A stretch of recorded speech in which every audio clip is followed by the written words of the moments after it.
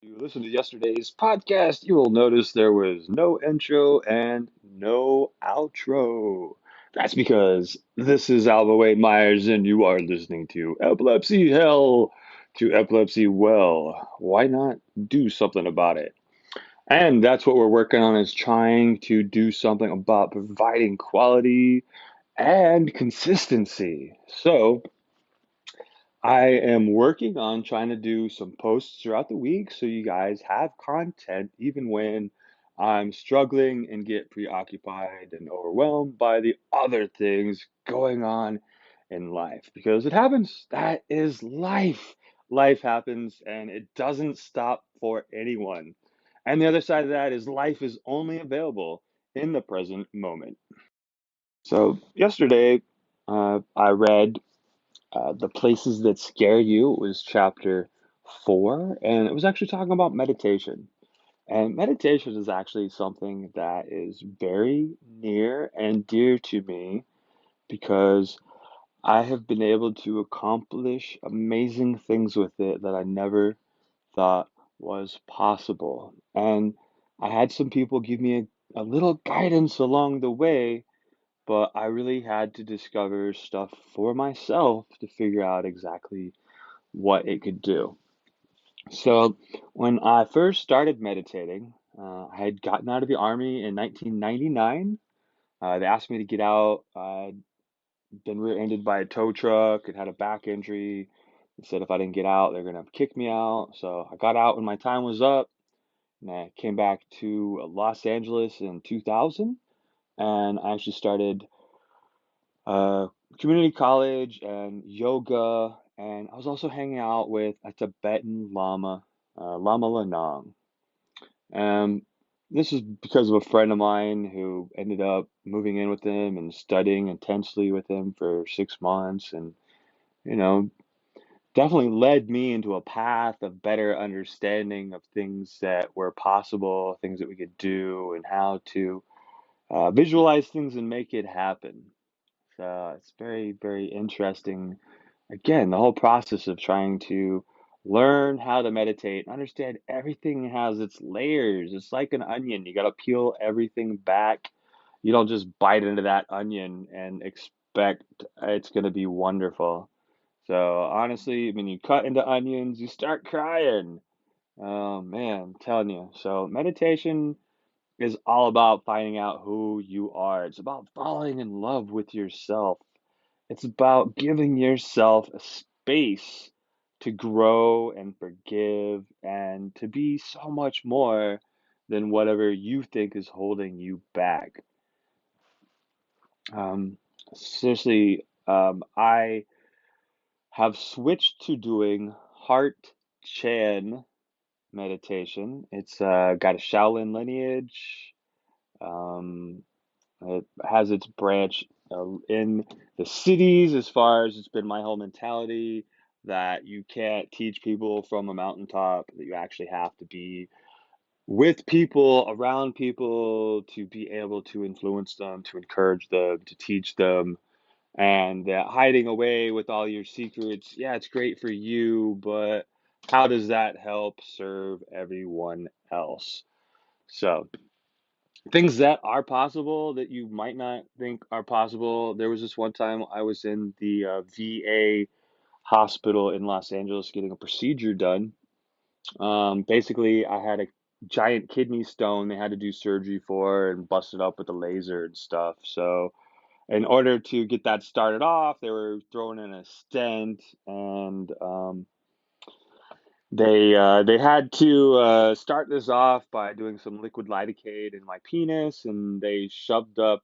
It's just like seriously, just I don't know, it's just topical kind of stuff. Nothing like real numbing it up. So I mean, I'm sure it helps some, and I'm grateful for the little bit of help I got. But they ended up sticking up this giant camera up my penis hole with a lead line and all this other stuff, and they kept telling me that I needed to relax. I'm like, I can feel them like digging this coat hanger around inside my urinary bladder as they're trying to like find the hole for my to get up to my kidney through the ureter.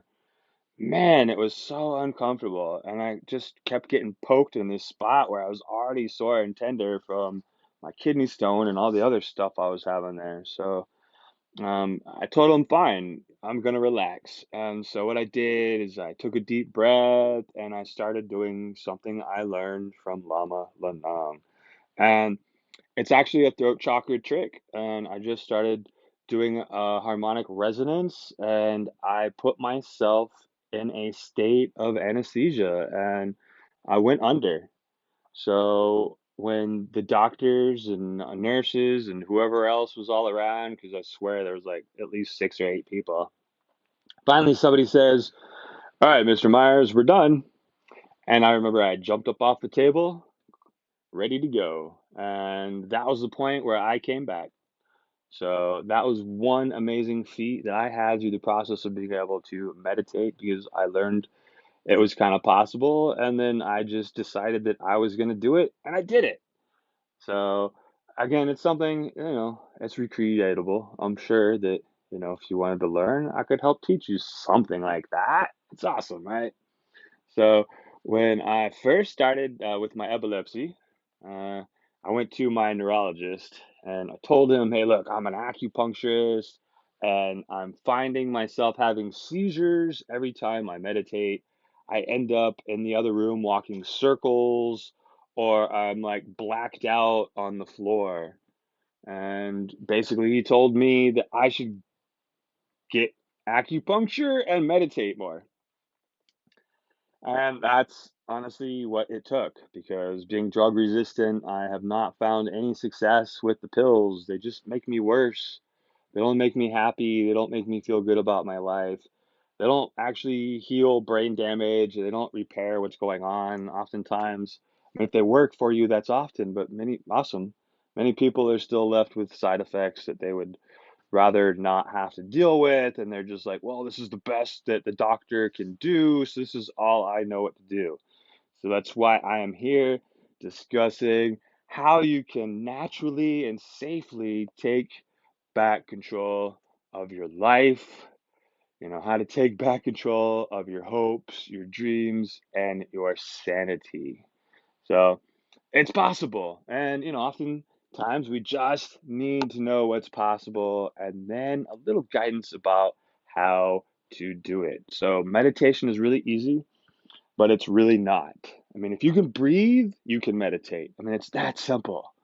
But the thing is, it's really hard to start regulating your breath as you become aware of like all these things that are on your mind and your heart and that you've been neglecting for a while. So it can get overwhelming, especially if you don't have somebody that has already experienced this that can guide you through the process.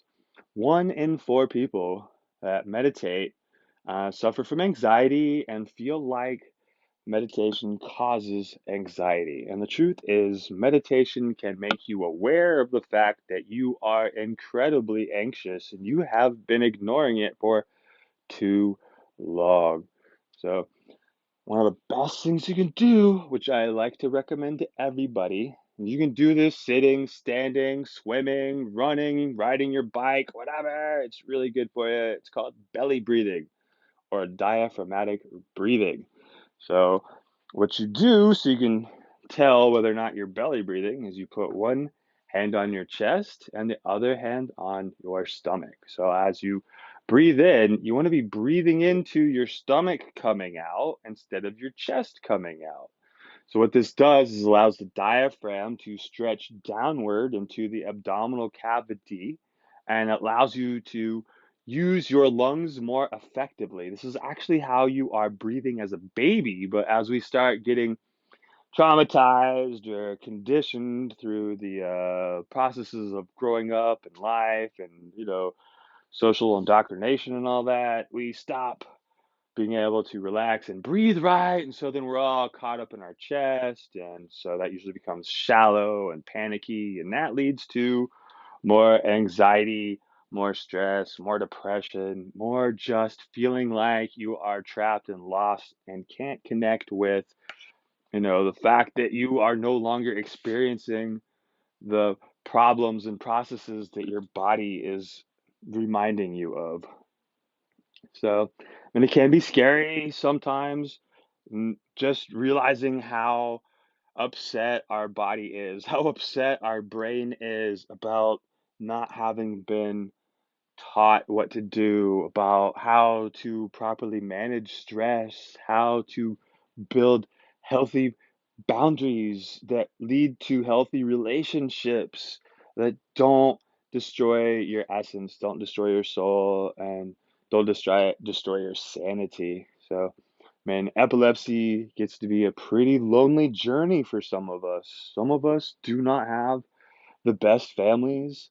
We haven't made the strongest of relationships with people that would facilitate, more involvement. Because, if you don't know how to talk, I got some temporal lobe epilepsy, so it makes it a little hard to talk and communicate. And sometimes the wrong words come out, and sometimes, words don't come out. Sometimes, too emotional to do stuff because it's just the brain is active. I have other parts of my brain that are affected as well. But again, meditation has been one of the best things to do. And with this belly breathing, you take a nice deep breath, you want to do it nice, slow, long, but not like to the point where you're straining and you're holding it and gonna pass out. This is something you want to kind of build up to, make sure that you're not depleting your lungs of all the air. Make sure you're doing a nice, even, smooth in, nice, even, smooth out. And ideally, you want to be breathing through your nose and have your tongue placed on the roof of your mouth. Um, this actually helps stimulate the vagus nerve, one of the vagus nerve branches through the tongue. So it helps with reducing fight or flight. It also affects some other cranial nerves, but there is a branch of the vagus nerve that goes to the back of the tongue, and as you kind of stretch that out, it really, really makes it a little bit happier. It gets a little uncomfortable at first if you haven't practiced this, but it's really, really simple. So sometimes, make you salivate a little more, so you'll find a little extra spit built up in your mouth, but that's all right. This is kind of a normal, natural process. So, and if it doesn't happen, that's fine too. Everybody experiences things slightly different at different stages, and you really shouldn't sit there expecting an occurrence to happen. It's more like trying to observe an occurrence that happens. But in the process, it's focus on your breath, breathe in, breathe out, breathe in, breathe out. Real simple. We do this all day, but oftentimes we're so busy letting ourselves run automatically without being conscious of what our body's condition is in, what our mental health and our emotional well-being. So this is just part of the process of checking in with you. You can do body scans. You can say, hey, look, where do I have ache and pains at? But I mean, if you're crazy in the brain and you're having too many seizures, you really just need to combine this with some Kegel exercises. So, Kegel exercises are how you activate the root chakra, and you kind of feel this point down. For men, it's like in your prostate area. For women, um, you don't have the equivalent, but we all have this spot. It's your perineum. It's also in slang. Some people call it your taint, like it taint your genitals and it taint your butt. So, like right in the middle of that, we have an acupuncture point, and this is also where if you come in just a little, like an inch or two within, you can feel a pulsation at that spot. When you're meditating, when you're doing your exercises, Kegel exercises, if you don't know what they are, it's basically when you are trying to hold your pee or hold your poop, you activate your muscles down in your anus and in your perineum. So pelvic floor muscle exercises. A lot of people could use to strengthen their pelvic floor muscles. So the other great thing about this is if you are peeing on yourself and having trouble not leaking like after you pee, and this is a great way to build up the muscles so that you can actually have better bladder control. I mean, that is super important. For those people that are interested, this is also great for stimulating and improving your own sexual health. So, pelvic floor exercises are amazing for adding to stamina, body awareness, and increasing the amazingness of your sexual experiences. So, you don't have to take my word for it. I highly recommend you all give it a try for yourself. So, you'll find that it is unlike anything else you've ever tried to be able to get your brain to calm down, to get your sanity back, to reduce all this fear and panic and chaos. And even if you become aware of the fact that life is not perfect, it's all about taking the small steps forward. That we don't want to run away from what it is that we are after. But, sometimes it just takes having a little help, having a goal, having an opportunity. So be right back to tell you another story. So on Sunday, we had this wonderful story by Brother Tracy, and he was talking about the anchor and the bow. So, I mean, it's kind of the whole concept about how to like ride a boat, when you're doing certain things, there's a certain time you want to drop your anchor so that you stay in one place so that you're safe or safer, so you know where you're at, or can get your bearings when you wake back up. And there's other times you want to pull that anchor up so that you can actually go do things, gain movement and momentum, and actually get to your destination.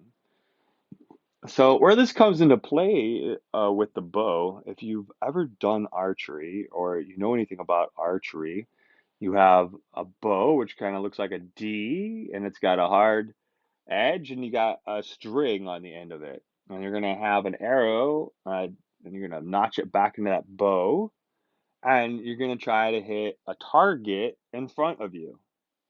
But the thing is, you don't just put the bow or put the arrow on the bow and expect the arrow to go anywhere, because you got to anchor it. You got to pull back.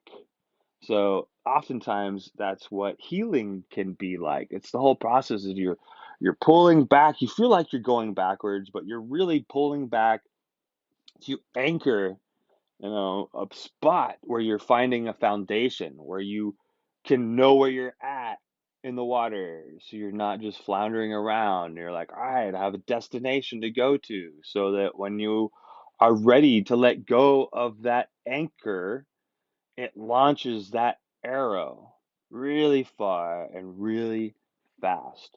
So if you are aiming, you are more likely to hit your target. And if you fail short of your target, the nice thing is you just do it again. You pick up that bow, you knock your arrow, you try it again. And if you miss and you don't quite make your target, you try it again. And you do this until you get really good at it. The same thing happens when we're born and we're trying to walk. We start off crawling, and then we start trying to walk, and we're falling down all over the place, all over ourselves. We're not rooted, we're not anchored in our body. We don't have, that ability to settle first and then move forward. We're still floundering around in the water, looking for a way to be stable and get our land legs when we were just inside some body filled fluid cavity. It's more like sailing in there, or, being underwater. So having this anchor, it reaches a point where you need to release the anchor so that you can go forward in your life. So many things are holding us back. Oftentimes they're false beliefs, they're old habits, they're, you know, not knowing possibilities, not knowing the answers, not knowing the solutions.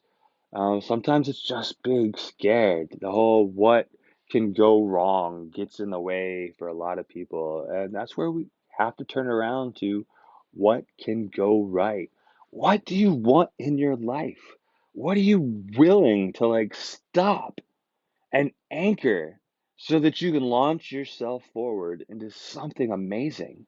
Because that's what it's going to take in your life. If you really, really want to have a life worth living, that you enjoy, that you're having fun, full of adventure, full of your hopes and dreams, filled with way more sanity than before, because epilepsy hell is crazy. Epilepsy sucks. And not having the answers is horrible because there are answers. These just have people that don't know what they're doing or don't know how to share. So, on the same thing, I'm going to tell you guys, I talk about acupuncture.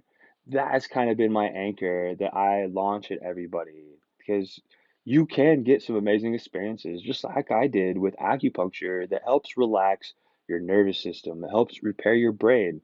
We even have scalp acupuncture, and this is amazing to be able to help resolve neurological disorders and address what part of your brain is having an issue.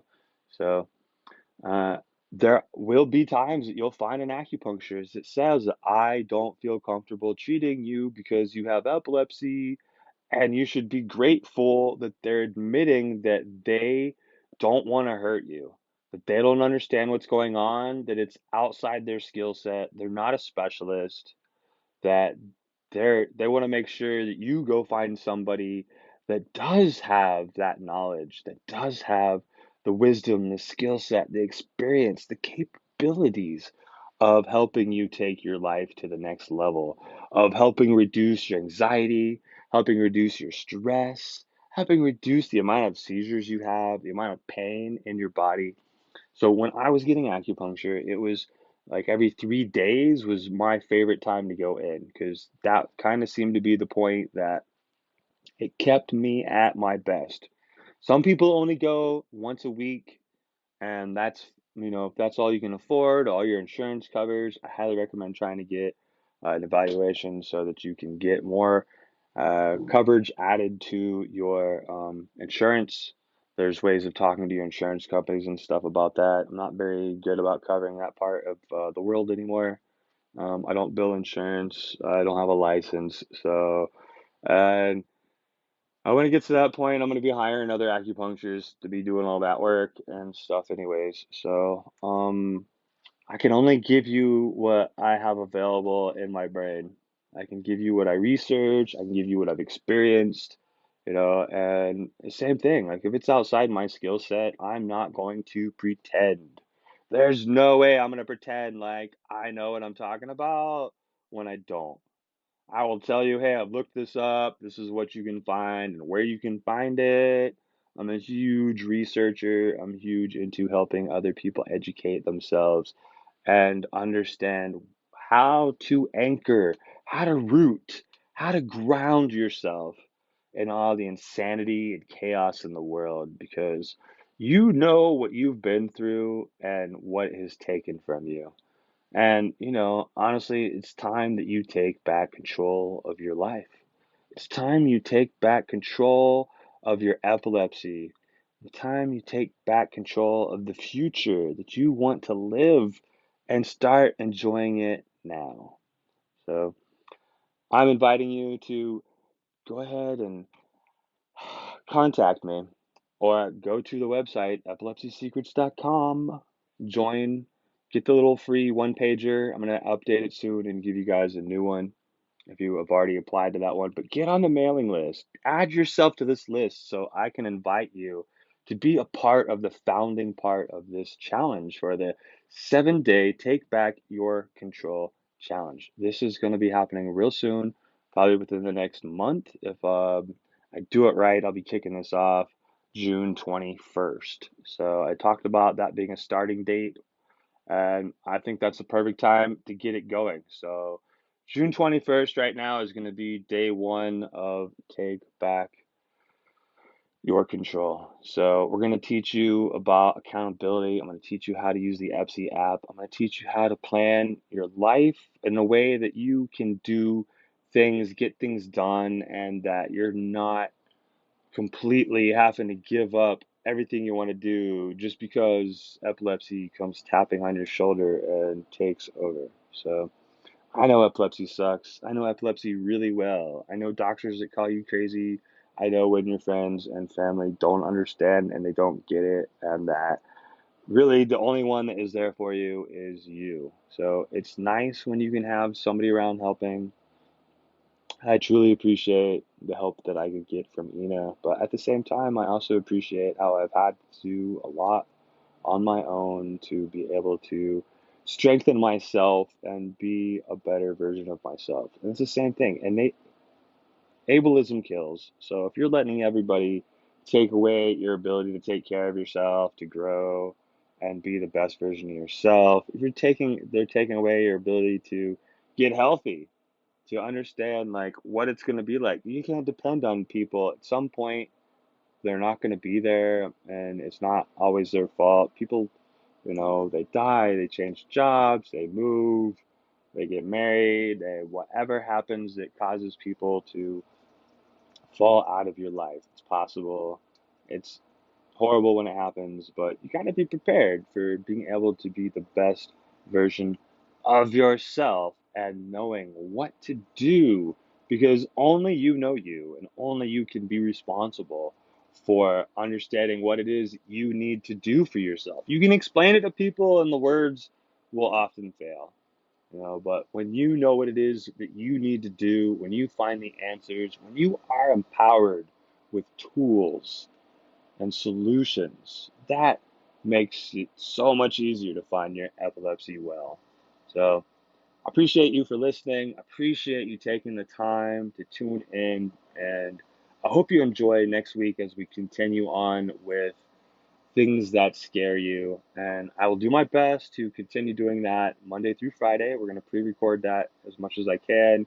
Try to throw in some extra messages about what we were reading about. So maybe some food for thoughts, and there's also some interviews coming up next week, so I will start filtering those in as well when I get them done. So hopefully, if I don't get it done in the middle of the week, I'll start adding them on the weekend. But I'd like to give you guys the weekend to kind of relax and focus on yourself, and that will give me some time to also focus on the program that we're putting together for Epilepsy Secrets: How to Live with Epilepsy, even when the dangerous drugs don't work, when the Nazi doctors call you crazy, and your friends and family block you on Facebook. You got this. I mean, seriously, epilepsy sucks, and nobody knows epilepsy like another epilepsy warrior.